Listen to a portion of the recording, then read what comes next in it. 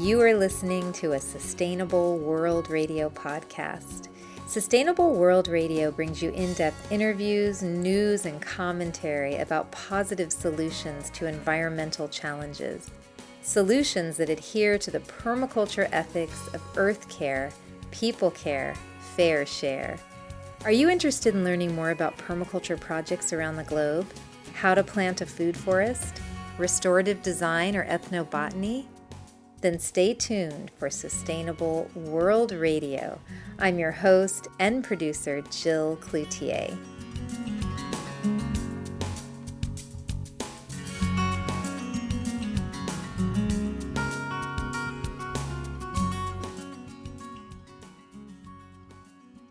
Good morning, Larry Santoyo. It's an honor to have you here on Sustainable World. Thanks for having me. It's been a while. I know. We met. I was trying to figure out when we met. I think it was the first time I ever even heard of permaculture was from your weekend course at the Community Environmental Council in Santa Barbara. Oh, yeah. And that was when Wes Rowe and I were doing the Kale Not Jail Juvenile Hall project. And remember, we went from these really nice, fancy Santa Barbara mansions, and then I remember being so embarrassed to bring you to our site, which was overgrown with all these medicinal herbs we had planted and these kind of straggly fruit trees, and you made us feel so good, and you loved our project. Remember how useful it was, though? I mean, it was like a breath of fresh air after some of those some of those higher end things that were beautiful, but almost no production whatsoever. It was like a stuff for the green bin is Yeah. all. Oh, that's so true. And I remember that night we all went out to dinner and I thought, I think I found my tribe. I just felt so at home. Well, great. I'm glad I could have been a part of that. That is a great thing, and you've been doing great work ever since. And so have you. And that's what I want to talk to you about today. There's so many people that know about your work and that want to know more about what you do. I also wanted to tell you that I think one of your greatest skills that I really enjoy going to your talks, and I did my PDC with you, is that I feel like you teach. You're such a great, talented teacher, but you're also as funny as a stand-up comic. And so you're so skilled at making people laugh and learn at the same time, which is fabulous. So thank you Well, for that. well, thank you for noticing. It's difficult, teaching like that. We break every educator's rule out there. We give people 1,000 new concepts every hour, and it's difficult to keep people kind of awake and stuff. And no professor I know stands and lectures for 7 or 8 hours like we do. So, Larry, I saw you speak earlier this year. It was a great presentation, and you proclaimed at that presentation that the future is abundant. And this is a different message from a lot of the other lectures that I've been to and presentations, which focus on scarcity and a lot of times fear.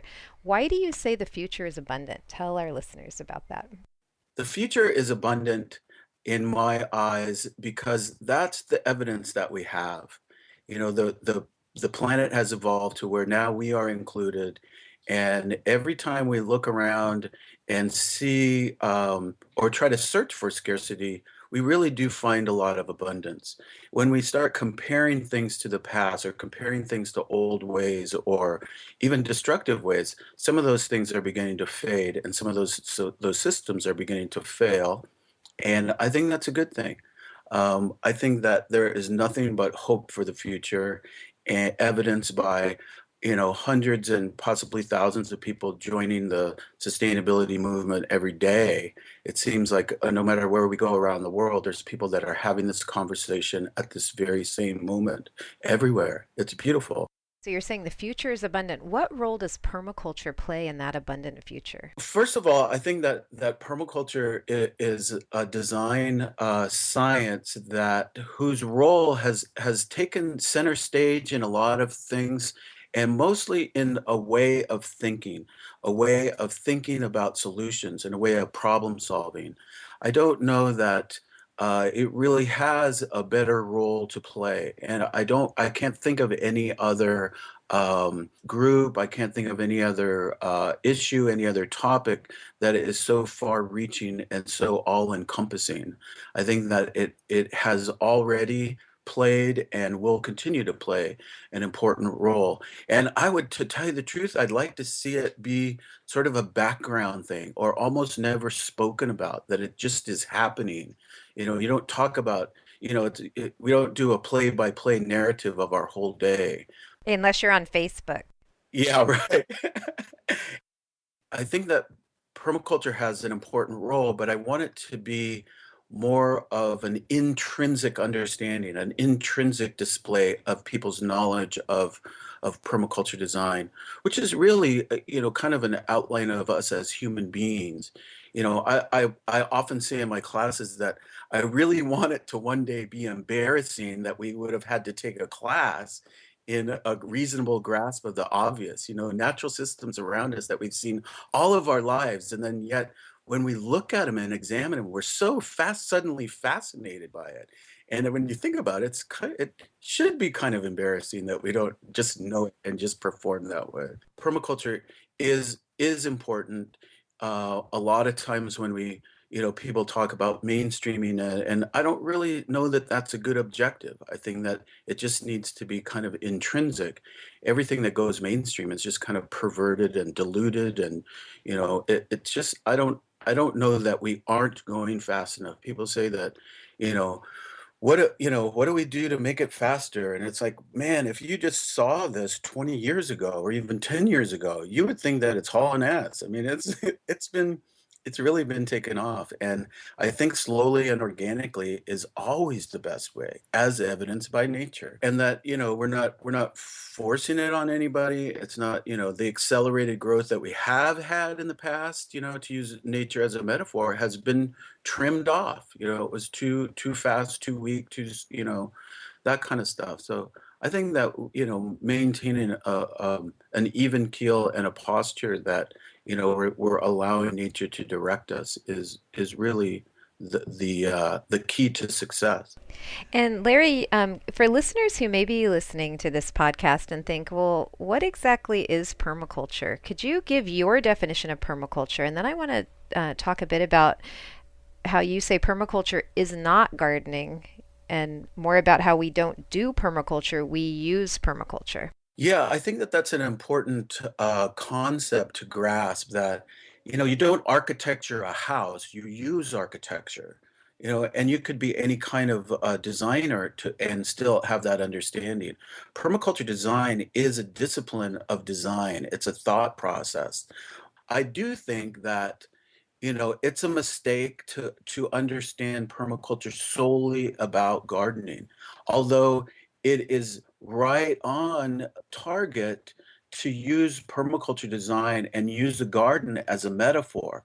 Nature, it gardens, everything in nature gardens. We have plenty of evidence for that it's cultivating the next thing and improving its own environment. And permaculture is a lot like that. It gets us to think that way. I talk about how you don't do permaculture, you use permaculture in what you do, and it opens it all up. You can use permaculture design if you're a doctor, use permaculture design if you're a school teacher, use permaculture design. And of course, you can do it if you're a gardener. You can use it as information base for decision making and gardening. But my soundbite is that permaculture is decision-making protocols for critical thinking and problem solving. And so, give us an example of that? How would someone use permaculture to solve a problem other than their garden, maybe?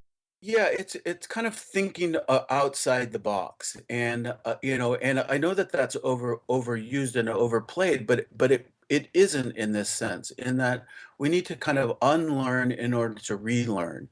You kind of have to empty the glass to be able to fill it up. The idea is that let's go back to gardening. See that I'm probably more guilty than anybody for having people think that permaculture is about gardening, because I always say it isn't, Yeah. and then I go back to the garden. But it is a beautiful metaphor, and that's what I love about it.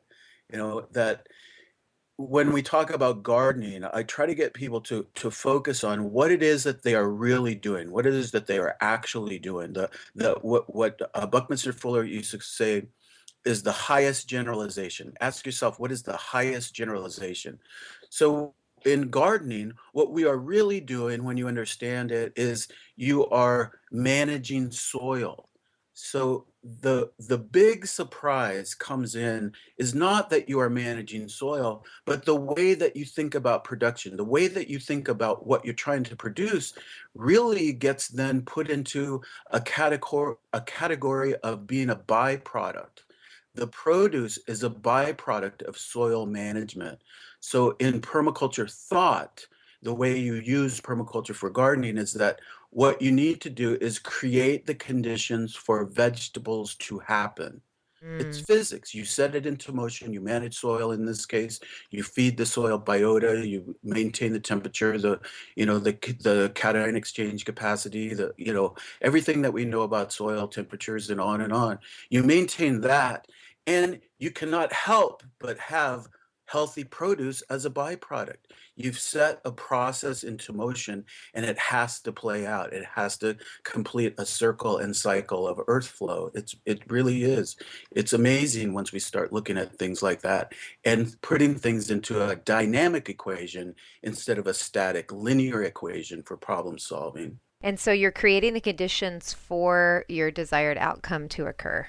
Right. And it kind of happens as a byproduct. And the big thing is that you're doing one thing as a motion, but what you are getting is other things that spin off, just like moving down a stream. A stream is moving a body of water from high elevation to another, but in the process, it has cut and carved and carried particles, and then all of a sudden the byproduct of that activity is a nice silted basin area that creates the conditions for here again plants to happen, and on and on.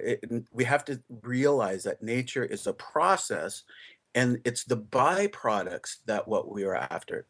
And I always talk about how in sustainability, it's not it is about creating byproducts, not about buying products. There you go, another soundbite. Well, in the lecture that I saw, you mentioned a few times asking that question, how would nature do it? All that we, and this was another quote, all that we need to figure out, nature has solved. Can you talk a bit about that with the energy issue that we have right now with fossil fuel shortages? How does nature deal with energy and how does nature deal with these major issues that are facing us right now? Well, one of the things that I am trying to adopt and adapt to myself is the principle of catch that nature catches and stores energy. And when you think about it, the nature is again collecting solar energy in leaves of trees, let's say, one of the ways that it does it, collecting solar energy, and that converts it to sugars and energy for the plant, and then it stores it. It stores it in all through its own system, in the roots, in the soil, and again, another illustration of byproducts that we're using. The apple is a byproduct of the tree. We don't really harvest the tree, we harvest one of its byproducts. So when we think about how nature solves things, it can give us that template, a direction to go to where we could continuously harvest or use energy without destroying the system that it's coming from. And I'm not just talking about solar energy. I think that this whole fear thing about peak oil is really more of an opportunity for us to realize that it's a shout out for diversifying. That's a big thing in sort of the systems thinking is really what we're talking about in permaculture design, but diversifying all the ways that things happen. One of our principles is multiple elements for single functions. And same thing goes for energy. So we should have several different ways of producing energy and fuel. And not only that, but maybe there's new and different fuel using apparati that we could be using. Compressed air motor or engine, or things like that are already out there that could also be worked on. And this brings us into that realm of observation, observing nature, and also biomimicry. But maybe tell us your thoughts on biomimicry and observing nature. Sure. I think that ultimately what we come to is that question from biomimicry is how would nature do it? If we're trying to do something like sort things or, you know, make tiny holes in something, nature does all of those things already. I saw this a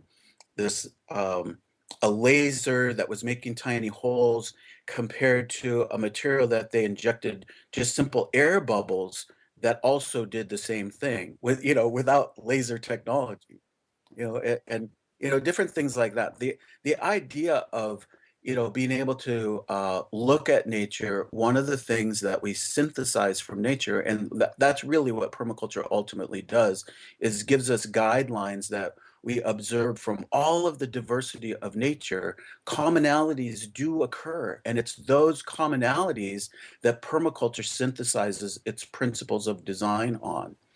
And one of those things is diversity. So again, getting back to the fuel, if we had looked to nature, looking at how different things are propelled, we would be, designing the shape of things differently. And that's also starting to happen. There's propellers and there's impellers now that you can put on boats and planes that have, that use less energy. I saw farming equipment that uses less energy just because of the design of the implement. Um, Looking to nature has always proven, to give us something in the right direction. So we're looking at nature, we're learning, we're observing, and observation is a big part of permaculture. What is our place in this system? Well, I think that that's an interesting question. The short answer is we have a very small place.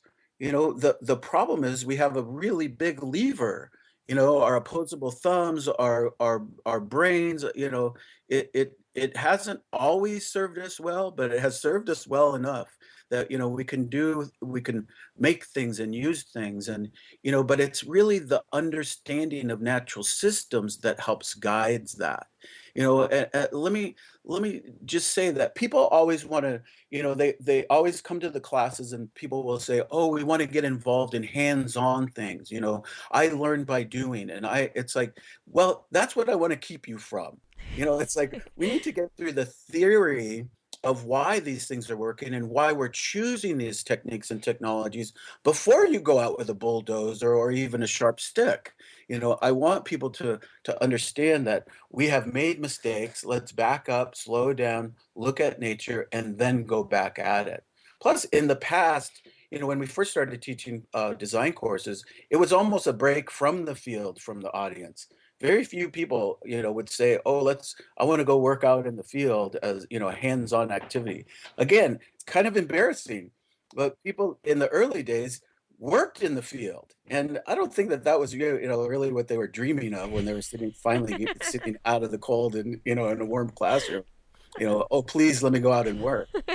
You know. But when they did go out to work, they went out with, like you said earlier, with permaculture eyes, and it changes things. Your decision making capacity is different. It's better. It's richer because it involves more things. A holistic way to look at things. Well, it's not acting just on impulse, I think, too. And when it is, when it does act on impulse, it's an intrinsic response that you're calling forth from maybe a more stable spot, a more primal spot. Um, but just kind of getting back to the energy thing, people talk about biomimicry and they criticize, biofuels, and they criticize all these different things. And I think that again, people are putting it into a linear equation instead of a dynamic equation where it belongs. You have to heat certain elements in order to produce biofuels. And, people say that it takes more electricity or it takes more gasoline, it takes more energy to make biodiesel than the biodiesel can give us. And that again is starting from cold, starting from zero, but the world isn't that way. Our community isn't that way. Someplace in our town, there is something that is already hot, who has byproduct of heat. We could start there. That's holistic design. That's holistic thinking. that is putting it where it belongs. That is, all these different things that I can tell you about that are permaculture design principles. Of course, we wouldn't start from zero cold when there's already something hot. We're holistic designers. Well, Larry, how do we go from our compartmentalized thinking to this expansive thinking? How do you get to the place where you are, where you automatically think that way? Well, I think that a little bit of training, taking a design course is not a bad idea. I think a little bit of you know, of of self-reflecting and critical analysis of ourselves. The other really important principle that took me a while, trust me, to really get was just accept feedback. Right? That's one of the things that we see in nature, that it's always adjusting to feedback. So, built in to permaculture design decision making is feedback loops. So that means, if we come up with a design, then we hand it to somebody in the hopes that they can see something, a hole in it, or something that can be improved. And that's rare in a lot of design disciplines, and here we are seeking out what we can't see because there's a diversity of eyes on it, or diversity of talents put to it. And as we do that, we take those on ourselves. It becomes muscle memory to us. Oh, I didn't think to look for that. Oh, I didn't think to do that. And now we do. So it's sort of experience. That's the other thing that I want to come back around to, gaining some experience at these things. And gaining experience in a safe way. When I was in a class at City College and we were going to design rainwater harvesting. We were going to catch water and, the whole way of holding the water on the land. And then Wes Rowe, I was talking to him about it. This was at the top of, I don't know if you've been to City College, but it's on this big cliff area. And he said, well, that would be a great idea, but not there because I think it was shale. And he said, Oh you'd yeah. just cause a massive mudslide. And I remember thinking, like, I don't Yeah. really know what I am doing. And that Yeah. was Again, it's like it's a testament to the design course, getting the theory behind the practice. It's not just about the practice. right. It's a permaculture crime. I would have could have ended up in jail. There's a lot of them. There's a lot of them, and I've got some stories of, you know, young, zealous permaculture enthusiasts who have taken, a 2-week course and think that now they can go operate a bulldozer, or, even a shovel could be dangerous. And that's what these guys did with picks and shovels. They dug swales, which is one of the techniques and technologies that we talk about in permaculture design courses, because it's easy, because it's simple, because it makes sense. Created an infiltration basin by digging a hole, a basin and a berm, all these different things. But people somehow, for some reason, get really excited about this and think they have to go save the swales and, carve swales all over the place, including steep slopes on top of clay, which, it's like that is just, it's antithetical to the process of observation, intervening to, create, capture and store a resource. You know, it's, I tell this story about how years ago, I built a straw bale house, and somebody wrote an article about it, and somebody in Hawaii called me up and said, "Oh, I read this article. I want a straw bale house. Can you come to Hawaii and build it?" And I said, "Sure. As much as I want to go to Hawaii, I can build you a house, but it probably won't be straw." And they were taken back by that. That oh, we want this eco hip thing. I said that in permaculture design, you arrive at a solution. You don't impose the solution. And we arrived at straw bale technology, straw bale technique, straw bale material, because of what nature was directing us towards. In this particular location, it got extremely cold in the winter, and it got extremely hot in the summertime. So we needed thermal insulation. We needed insulation from the outside elements. And in Hawaii, you don't really need that. So we would choose a different material. So I was trying to convince this guy to hire me, but at the same time, trying to educate him that, building with, super insulation was an appropriate technology. It's about where and when. It's not just about the technique and the technology. And that's where the feedback would come in handy because hopefully you'd have more experienced people on your team. Yeah, but I also have heard and read about, permaculture designers out there that, do that kind of stuff. I work in Haiti and I saw horrific projects that are damaging and unhealthy and possibly, dangerous and deadly. The way that they've adopted and adapted a technique and technology from one region of the world, probably where they learned it or read a book about it, and then they impose it on another part of the world instead of arrive at the same thing through physics and biology, but using the new space itself, every different space. You start with the outside energies of nature and then arrive at a solution. And so for people that are graduating from a PDC, and you have one coming up, we'll talk about that soon. What is your advice for them to become a more seasoned designer? What's a safe way to become a good permaculture designer? Well, I think that there's not a safe way. It's by making a lot of mistakes. You know, I took 5 design courses before I started teaching or talking about design or doing anything like that. And it really has been set up that the way that I learned, and I worked with Bill Mollison, the sort of recognized founder of permaculture design movement or whatever you want to call it. But I traveled around with him and I worked with him for a while and I taught with him. And it really is kind of set up to where, at least our students with the Permaculture Institute and now with the new Permaculture Academy, if you've taken one of our courses, then you're welcome to come back to another course, just pay the hard costs of that. But the idea is that we want people to become experienced and educated. And every time you hear it, or, a new teacher or a new place, or, there's just a different way of looking at things.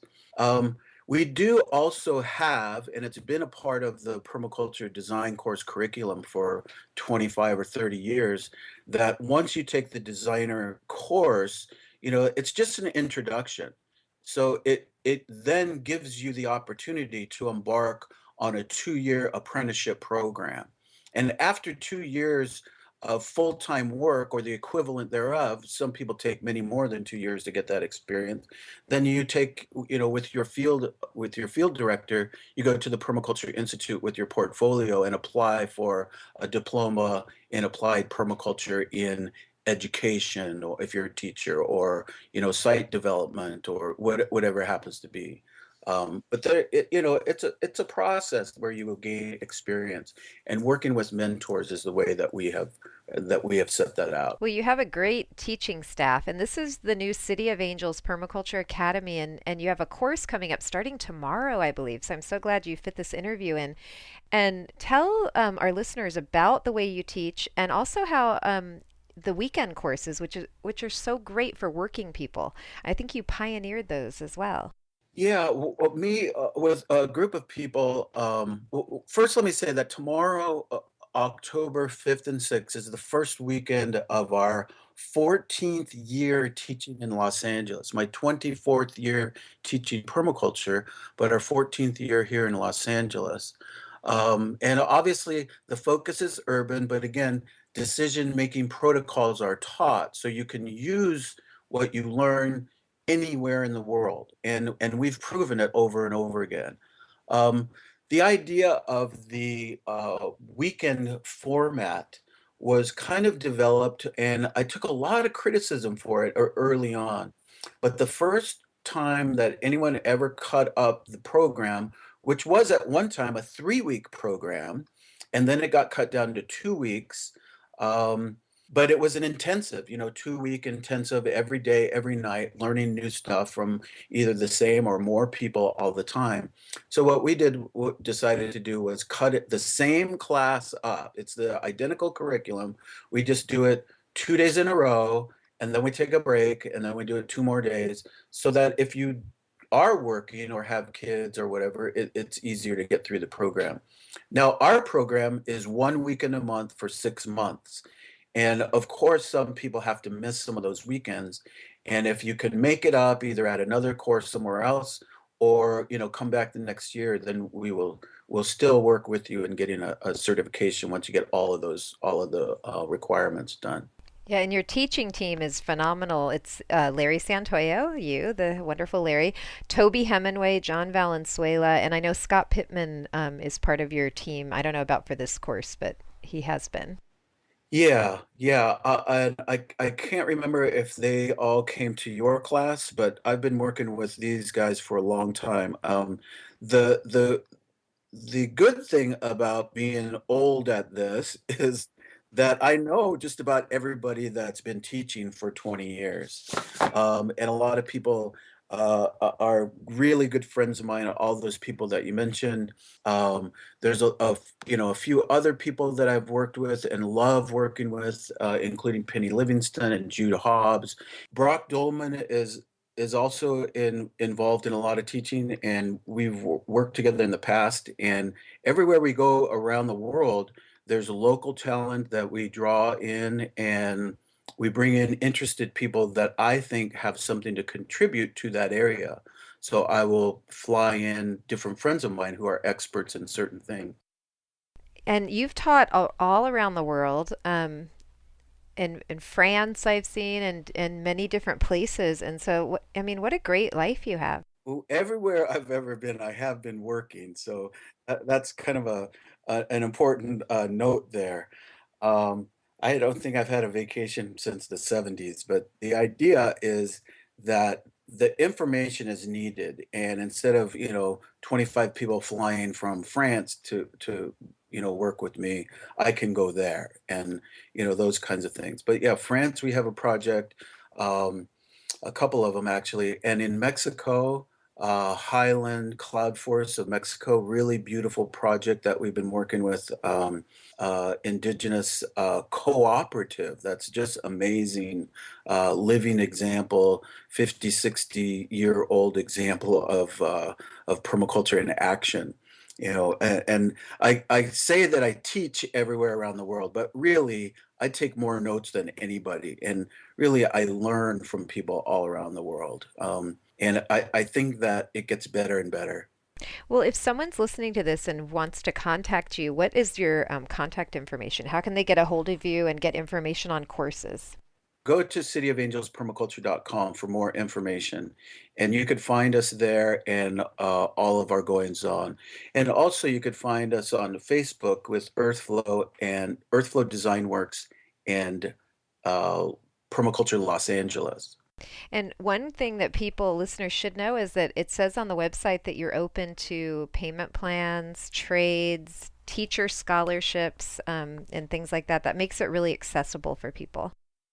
Yeah, I think that if you have the time to commit, you should take the course because we are willing and able to accommodate that. We've got payment plans. If you're a teacher, we offer discounts. A lot of times, students will call us up and say, demand a student discount, but I don't offer student discounts because we're all students.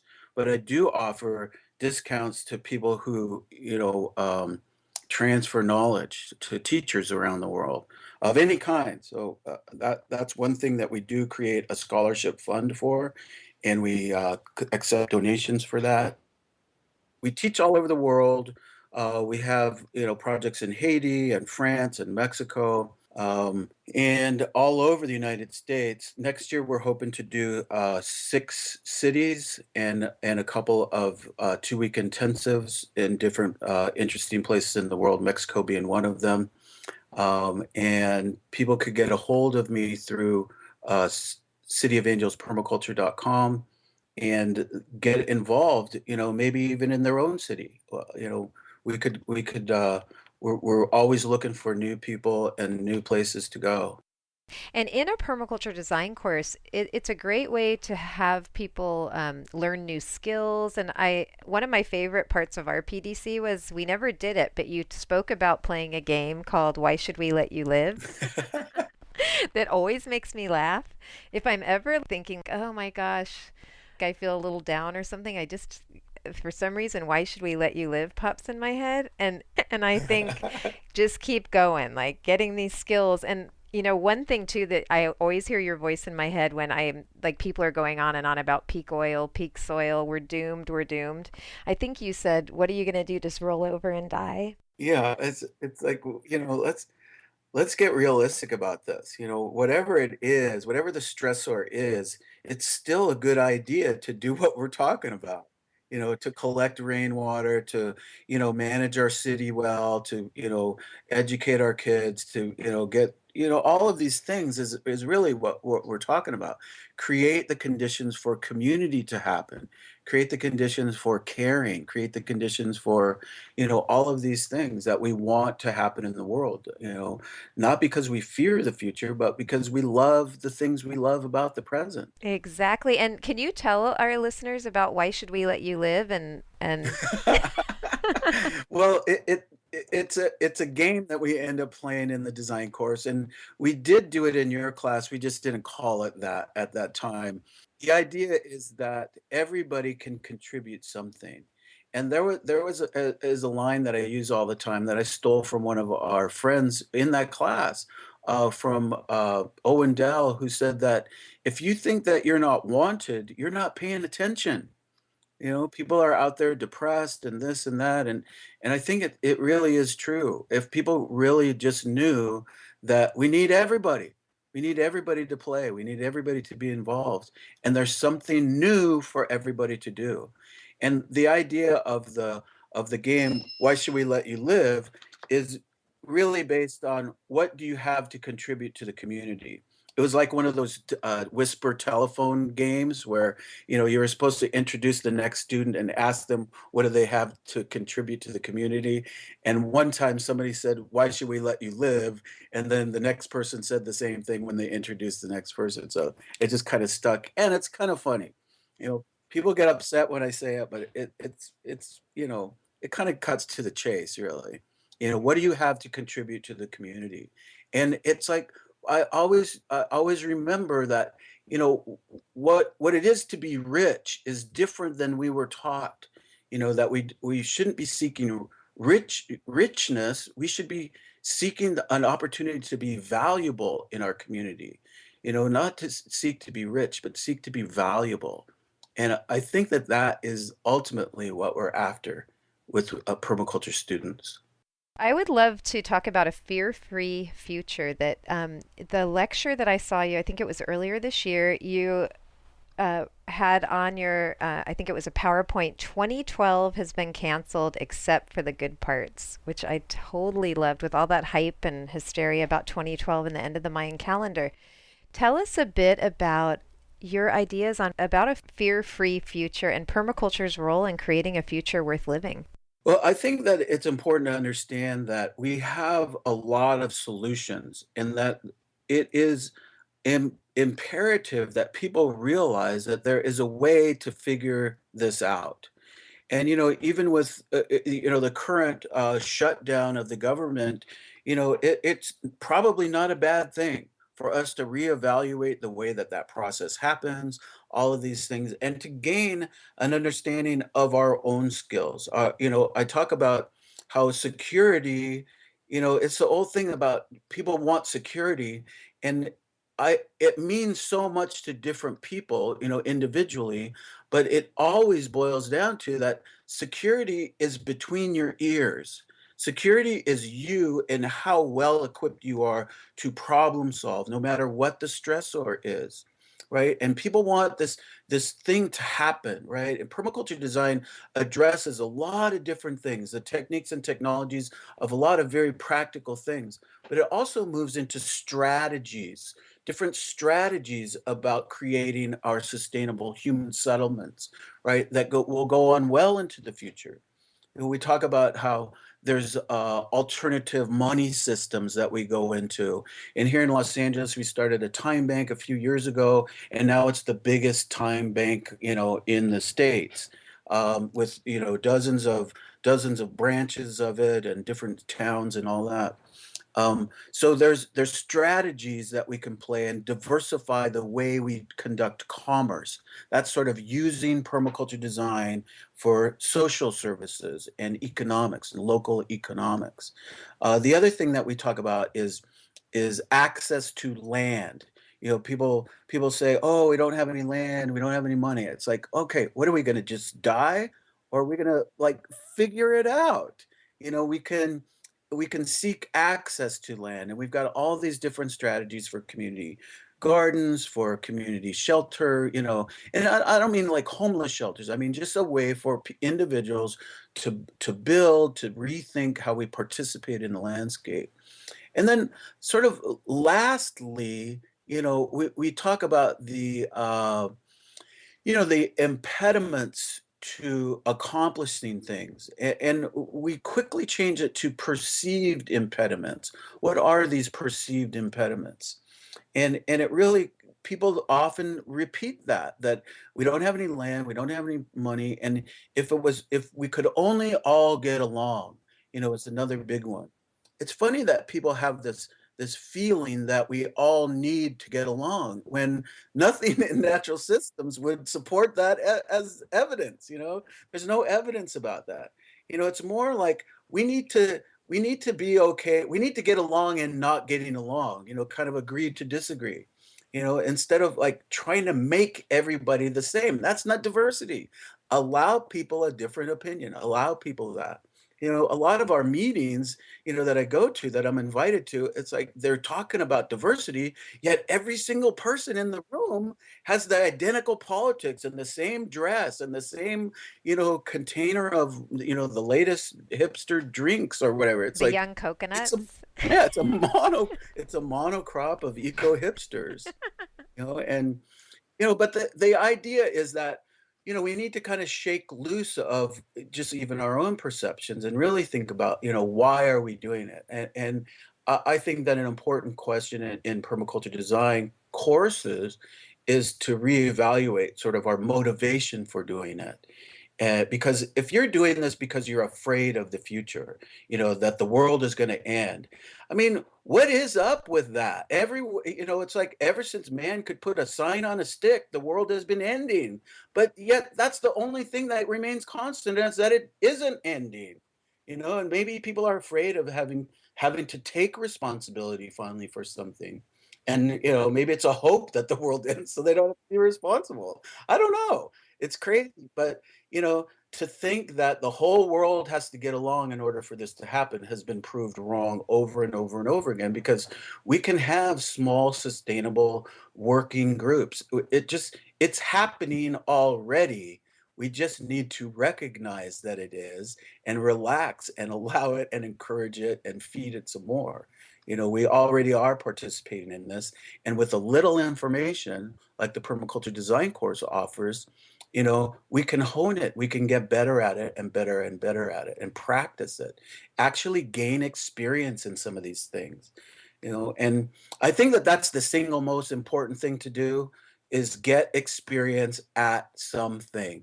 Learn, we teach a opposable thumb 101 class, where we do a basic electricity, basic carpentry, basic building, basic plumbing, how to harvest rain, how to do, basic things that we did when we were all cave personnel, um, but the idea is that get out there and learn something, it's like, and I don't even care if it's dangerous. It's like, but some of this is going to be hard, and that's fine. Then it's just hard. Then it's, it's a better evening by the campfire. It's a better evening at the boardroom. It's better, it's better conversation if you're scraped, your knuckles doing something, or lost a digit, or lost an eye, or lost an eye from a flying digit while you're out there working with the community. It's like, let's get out there and learn these things. Oh my gosh, I love it. I think I'm signing up for your PDC.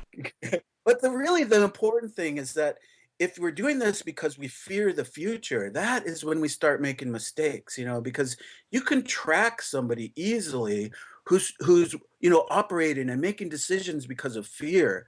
If you're afraid somebody's going to come and take your shit because you're afraid of it, it's like you're setting yourself up for somebody to come and take your shit. It's like that's the idea, is that, but if we're doing it because we're confident, if we're embracing the future because that we are confident about things and that we have a little bit of understanding, then that's a little, that little bit of leverage in our thinking is giant in our problem solving. It's crazy to think about, you know, how we make decisions based on fear versus how we make decisions based on, creativity. And, I really wanted it to become like that, like, oh, we have to, for the revolution kind of thing. And it took me a while to get through that, maybe, because I'm older now and I've got grandkids, but I kind of want to rush through the revolution. It's going to be clumsy. It's not going to be that messy like I wanted it anyway. So let's just go right into a renaissance. How about that? That we just like create the conditions for creativity, create the conditions for love, create the conditions for, time, spare time, create the conditions for that world we want that includes organic vegetables and clean water and fisheries and, secret surf spots and, on and on and on and on. That is totally possible. That we have to embrace sustainability, not because we fear the future. Let's embrace sustainability because we love the things we love about right now. Everything that we need for a sustainable future, by the way, we already have. There's nothing to invent. There's everything already exists. We're just going to reshuffle and put new connections to existing things. Wow, that's great. You totally inspire me. Well, I mean, I think it's important to laugh, but I also laugh to keep from crying. Mm-hmm. And what do you do when you look at the environmental situation, the ocean situation? Do you just continue doing the work and moving forward, or?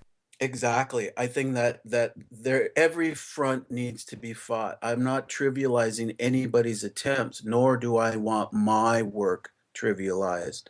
Everybody has a place, and whatever your passion is, I will support you. If your work is different than mine, all the better. It's something that I don't eventually have to do myself.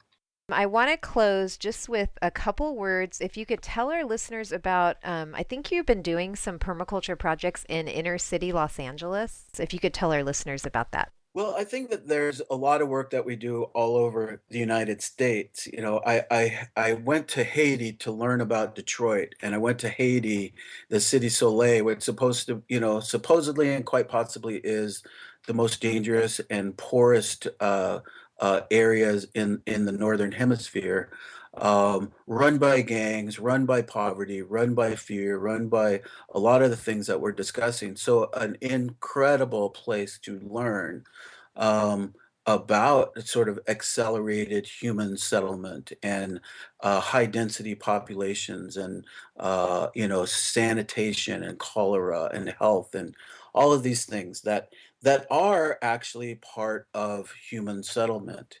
So learning in these areas, I was driven, so to speak, to go to places like New Orleans in the Ninth Ward and where we've worked, and in you know uh, uh, New York City and in Los Angeles, where we've got the largest Skid Row population, Detroit, all these different places have commonalities, and that is the quest for human dignity. And I think that it's important to understand that is something that we need to protect. It's part of caring for the earth, and part of caring for the earth is caring for people.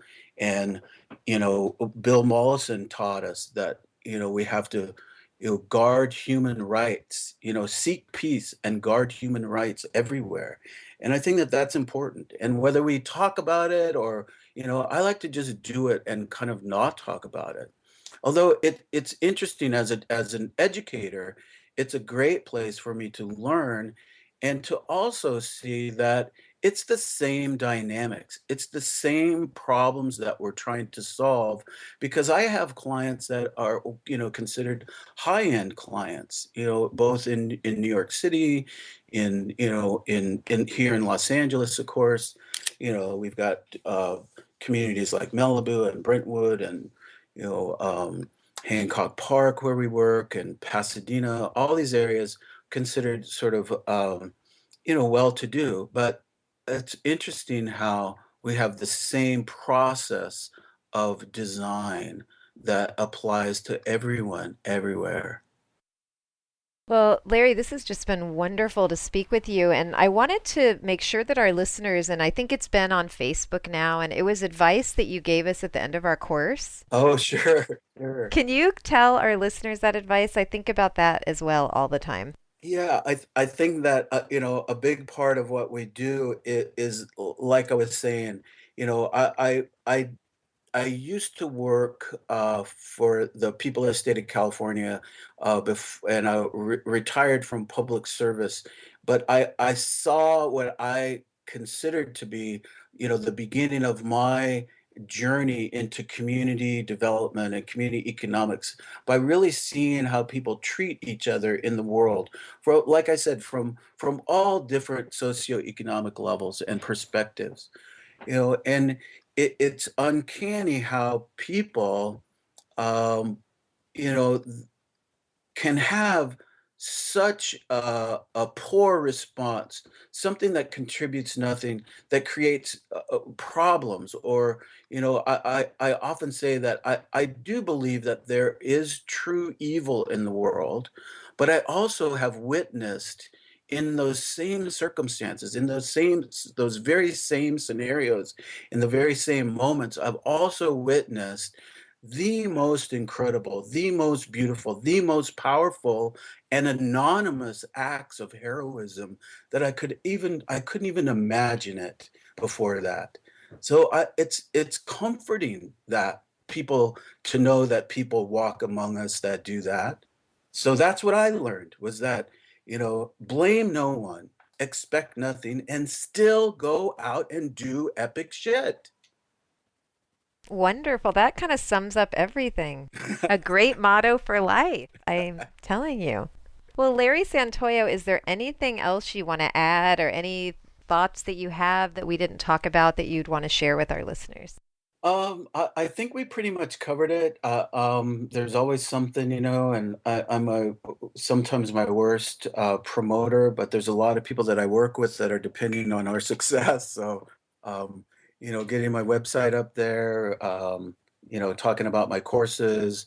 The other thing that we're trying to do is, get people to contact us to organize workshops in their area. Okay, and I think your email, I have it here somewhere, is info at cityofangelspermaculture.com. Yes, that's a good one to use. Yeah, so info at cityofangelspermaculture.com. And it's cityofangelspermaculture.com is the website, and you can find out about courses and actually order t-shirts too. That's true. That's true. And you can find us on Facebook under Permaculture Los Angeles, and of course you can friend me on Facebook, Larry Santoyo. Great. Well, thank you so much, Larry. This has been fun and insightful as well. Actually, for me too. Thank you very much, Jill. Thank you. You've been listening to a Sustainable World Radio podcast. You can find us online at sustainableworldradio.com and also on iTunes. For more information about permaculture and ecology, visit the Sustainable World Media YouTube channel, where you'll find videos about permaculture, aquaponics, organic gardening, rainwater harvesting, and much, much more. Sustainable World Radio is a listener-supported program. If you like what we do, please consider making a donation to the show. I'm your host and producer, Jill Cloutier, and thank you so much for listening. Our first documentary, The Soil Solution, is now available at sustainableworldmedia.com. The Soil Solution is a 28-minute documentary film that explores the potential that healthy soil may hold in reversing climate change.